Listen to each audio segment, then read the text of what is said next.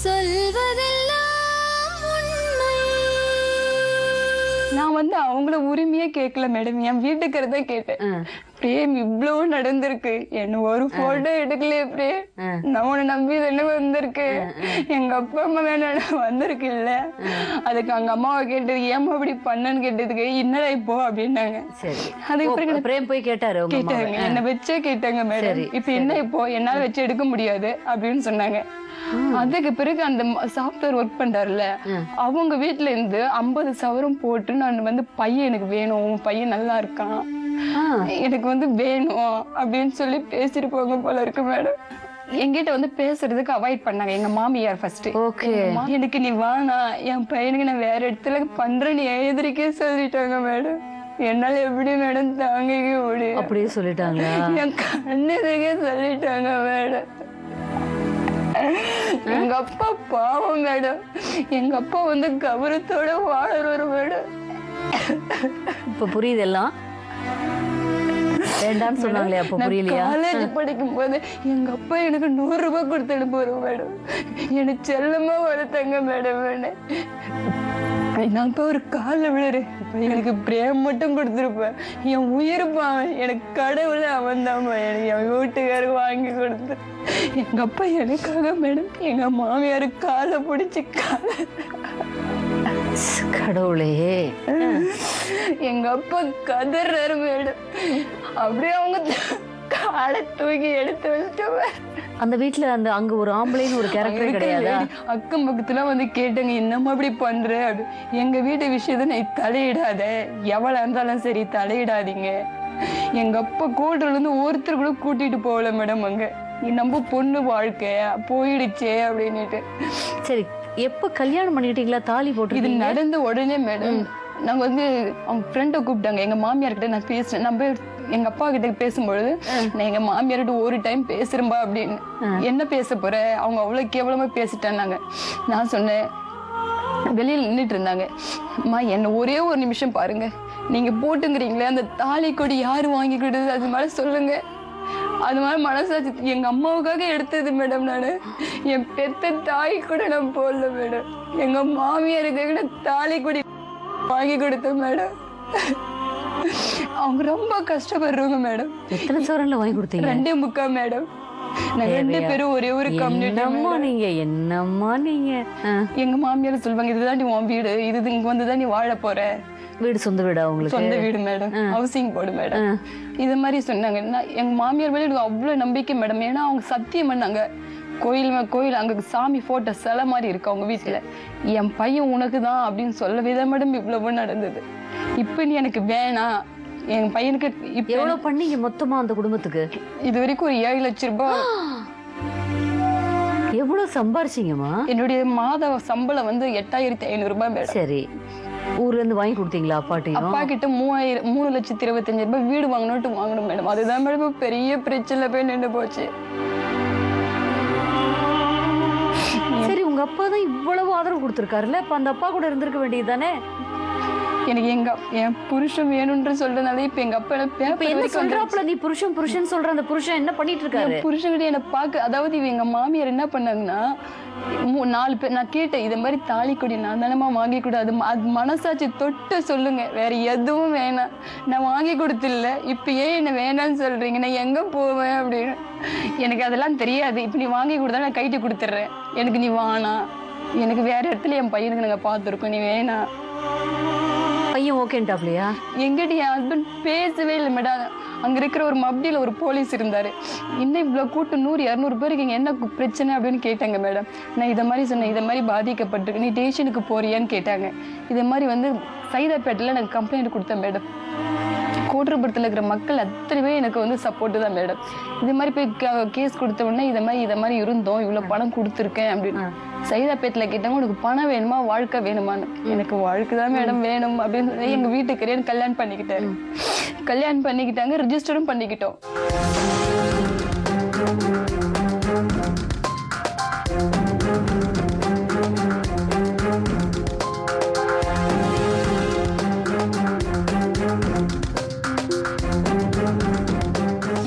சொல்றாங்க எங்க மாமியார்னா எனக்கு டிவோர்ஸ் கொடு, என் ஹஸ்பண்ட் இது வரைக்கும் பார்க்கவே விடல என்ன. ஓ, கல்யாணம் பண்ணிட்டு போனதோட அப்புறம் நீங்க ஒன்னா போகவே இல்லையா? கல்யாணம் பண்ணிட்டு அவங்க தங்கச்சிக்கு வந்து நிச்சயம் பண்ணிருக்காங்க இல்லையா, அதுக்காக வந்து நீ வெயிட் பண்ணு அப்படின்னு ஸ்டேஷன்ல சொல்லிட்டாங்க. அதுவும் ஒரு பொண்ணு தானே, நான் வெயிட் பண்றேன் மேடம் அப்படின்னு. ஸ்டேஷன் மூலியமா என்ன சொன்னாங்கன்னா, இத மாதிரி வந்து உங்க ஹஸ்பண்ட் வருவாரு, பாப்பாரு, பேசுவாரு, ஆனா வந்து அந்த பொண்ணுக்காக அந்த வீட்டுக்கு நீ போக முடியாதுன்னாங்க. பரவாயில்ல மேடம், அதுவும் ஒரு பொண்ணு தானே, நான் வெயிட் பண்றேன் மேடம் அப்படின்னு சொன்ன மேடம். அதுல இருந்து எங்க மாமியாரு என் ஹஸ்பண்ட் என்ன பார்க்க வருவாரு. பக்கம் வீடு மேடம், மேல எங்க மாமியார் விட கீழே நான் இருக்கேன். ஹெல்மெட் போட்டுக்கிட்டே கூட்டிட்டு போவாங்க. என் ஹஸ்பண்ட் நான் 2 மாசமா பார்க்கவே இல்லை, அதுதான் உண்மை. ஹெல்மெட் போட்டு கூட்டு போய் வந்து அம்மா பின்னாடி தெரியற பையனுக்கு என்ன காதல் அதுக்கு தேவைப்பட்டது? அவ்வளவு கோழத்தனமா ஒரு ஆம்பளை எப்படி லவ் பண்ண முடியும்? அவனை நம்பி எப்படி வாழ்க்கையை தொலைச்சிருக்கீங்க நீங்க? இந்த பொண்ணு மட்டுமல்ல, ராஜி மட்டுமல்ல, நிறைய பெண்கள் இப்படித்தான். அழகா இருந்தா ஆள் அழகு என்னத்துக்கு? இன்னைக்கு கதறது அந்த குடும்பம், பெத்த குடும்பம் தான், பெத்தவங்க தான் அழுவாங்க. இப்ப பெத்தவங்களும் புறக்கணிக்கப்பட்ட நிலைமையில் இருக்கீங்க இல்லையா? பெற்றோரும் உங்களை பாத்துக்கிறது இல்ல. இப்போ என்ன அநியாயம்? காதலிக்கிறப்ப இருக்கிற துணிச்சல் ஏன் அந்த பையனுக்கு இப்ப இல்ல? முதல்லயே அம்மா பேச்ச கேட்டு நடக்கிற பையன் அம்மா கிட்டே இருந்திருக்கலாம்ல. இப்ப கல்யாணம் பண்ணி என் புருஷன் என் கூட இருந்தாரு மேடம். சரி, என் கூட 10 நாள் ஸ்டேஷன்ல சொன்னாங்க, உனக்கு அவ கூட வாழ விருப்பமா இல்லையா, உண்மையை சொல்லுப்ப. என் பொண்டாட்டி நான் விட்டு போக மாட்டேன், எனக்கு அவனா உயிர். அந்த பையனுக்கு ஒரு ஸ்டடி மைண்ட் இல்லைன்னு நினைக்கிறேன். அப்புறம் உயிருங்கிறதுக்கு என்ன அர்த்தம் தெரியுமா அந்த பையனுக்கு? அப்புறம் என் கூட 10 நாள் இருந்தாரு. என்ன வயசு? 24 தான் ஆகுதுன்னு சொன்ன. 24 வயசு வயசுலாம் ஒரு உறுதியான ஒரு ஆண்களுக்கு பெண்களுக்கு இருக்கிற அளவுக்கு ஒரு முதிர்ச்சி இருக்காது, அறிவு முதிர்ச்சி. அந்த அம்மா எதுக்காக விட்டுட்டு இருந்தது? உங்கள்கிட்ட இருந்து வருமானம் கிடைக்குதுன்னா எங்கிட்ட மாத சம்பளம் முதற்கொண்டு, சாப்பாட்டு அரிசி முதற்கொண்டு, அம்மாவுடைய சொத்து வரும், உங்ககிட்ட இருந்து மாச வருமானம் வரும். மேடம், நான் பண்ண தப்பு வந்து பத்திரத்துல கையெழுத்து போட்டு கொடுத்துருக்கேன். எதுக்குமா கொடுத்தீங்க? எனக்கு நிலம் வீடு வாங்கி கொடுத்தாதான் உன் பையனை விட வாழ விடுவேன்னு சொன்னாங்க. அட பாவி, அந்த லேடி யாரு? போட்டோ இருக்கா அந்த பொண்ணோடது, அந்த லேடியோடது?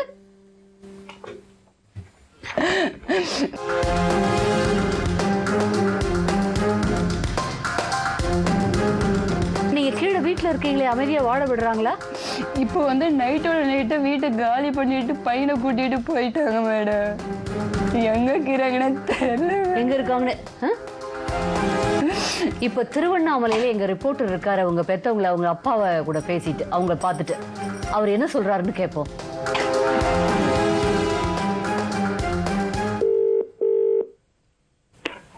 Hello hello Parasuram. வணக்கம் மேடம், வணக்கம், நான் நிர்மலா பேசுறேன் ஸ்டுடியோல இருந்து. ராஜியோடைய அம்மாவும் அப்பாவையும் பாத்தீங்களா நீங்க? பார்த்து பேசுங்க மேடம். அப்பா வந்து சுப்பிரமணியம் வந்து மேடம். சரி, இது மாதிரி பொண்ணே கிடையாது. அடடா, செத்தாலும் பரவாயில்ல, ஏன்னா ரொம்ப அசிங்கப்பட்டுட்டா. அவள் அப்படி எனக்கு அந்த பொண்ணுக்கும் சம்பந்தமே இல்லைன்ற மாதிரி சொல்லிருக்கோம் அப்படின்னு சொன்னாரு. மறுபடியும் இது மாதிரி கேட்டேன் நான், இது மாதிரி எங்க ஆபீஸ்க்கு வந்துருக்காங்க உங்க பொண்ணு, இது மாதிரி அரசு காப்பு ஒப்படைக்கிற மாதிரி இருக்கவங்க அப்படின்னு சொன்னேன். சரி, அது எங்க போனா என்ன கிடையாது, எனக்கு மானம் போச்சு. இல்ல, அவருடைய ஆதங்கம் ரொம்ப நியாயம். அந்த அம்மா என்ன சொல்றாங்க? ஒண்ணுமே பேச மாட்டேங்கிறாங்களா? அவங்க அம்மா எதுவுமே பேச மாட்டாங்க. ஆமா மேடம். அம்மா மென்டலி அப்செட்டா? ஆமா, கொஞ்சம் எப்பவுமே அப்படிதான் இருப்பாங்களா? சரி, இந்த ஃபேமிலி பிரச்சனால அப்படி ஆயிட்டாங்களா? அட பாவமே, அந்த குடும்பத்தையே. சரி, அவங்க அப்பா உறுதியா பேசுறாரா இல்ல விரக்தியா பேசுறாரா? விரக்தியா, மனவேதனையோட தான். மனவேதனையோட பேசுறாரா? ரேமா, அவர்கிட்ட இன்னும் கொஞ்சம் நம்ம பேசி புரிய வச்சா சரி வருவாருன்னு நினைக்கிறேன். சரி, நீங்க பேசி பாருங்க பரசுராம், நான் மறுபடியும் தொடர்பு கொள்ளும். நன்றி. என்னம்மா, யாரு வேற யாரும் அப்பா விரக்தியில் இருக்கிற நியாயம் தானேம்மா? உனக்காக வந்து அவங்க வந்து உங்களுக்காக காலில் விழுந்திருக்காங்க யாரோ ஒரு லேடி கிட்ட. கிராமத்துல கௌரவமா வாழ்ற குடும்பம் இல்லையா? அவசரப்பட்டீங்களே, பிளான் பண்ணி இந்த குடும்பம் உங்களை ஏமாத்திருக்கு. அதுலயும் இந்த குறிப்பா இந்த லேடி, இவங்க பேர் விஜயாவா, பிளான் பண்ணி ஏமாத்தி, அதாவது அவங்களுக்கு வேணுங்கிறது உங்களுடைய சம்பாத்தியம் பிடிச்சிருக்கு, உனக்கு வந்து சொத்து வருங்கிறது பிடிச்சிருக்கு. இல்லைன்னா ஒரு சின்ன பொண்ணு கிட்ட 7 லட்சம் ரூபாய்க்கு மேல வாங்கியிருக்காங்கன்னா அவங்க எப்பேற்பட்டவங்களா இருப்பாங்க? இப்ப அடுத்து என்ன ஆச்சு? இப்ப தாலி கட்டின அந்த புருஷன் கேரக்டர் என்ன பண்றாரு? அவர் வந்து என்கிட்ட பேசவே விட மாட்டேன். எங்க மாமியார் தான் மேடம். என் புருஷன் ரொம்ப நல்லவங்க மேடம். எங்க மாமியார் ஒரு ஆண் சொல்லிக்க, ஆம்பளைங்கிறது பிசிக்கலா ஆணா இருக்கிறதுக்கு பேர் ஆணல்ல. ஆண்மைங்கிறது குணம். உள்ளுக்குள்ள ஆண்மைங்கிறது குணம். அது பெண்ணுக்கு கூட இருக்கலாம். ஆணுக்குரிய சில கம்பீரங்கள் இருக்கு, சில நியாய தர்மங்கள் இருக்கு இந்த பூமியில. அது இல்லாதவன் எப்படி ஆண் சொல்லுவீங்க? ஆள் அழகா இருந்து வளர்த்தியா இருந்தா போதுமா? ஹைட்டா இருந்து பர்சனாலிட்டியா இருந்தா அது ஆண் சொல்லிருவீங்களா? தான் தாலி கட்டின பொண்ணுக்கு 2 வருஷமா தொட்டு தாலி கட்டி அதை மோசம் பண்ணி அம்மா பின்னாடி போற போய் அதுக்கு முன்னாடி அவன் யோசனை பண்ணிட்டு அம்மா பேச்ச கேட்டிருக்கலாம். அந்த பையனை நான் நல்லவைன்னு சொல்லுவேன். இப்படி கதற ஒரு பெண்ணை விட்டுட்டு அந்த பையன் இன்னும் நல்லவன், இன்னும் வாழ துடிக்கிறனால உனக்கு அந்த மாதிரி பேச்சு வருதுன்னு நினைக்கிறேன். என்னால இதை தாங்க முடியல. உங்களுக்கு ஆதரவு கொடுக்கிற அந்த கோட்டூர் ஒரு மக்கள்கிட்ட பேசணும். சொல்வதெல்லாம்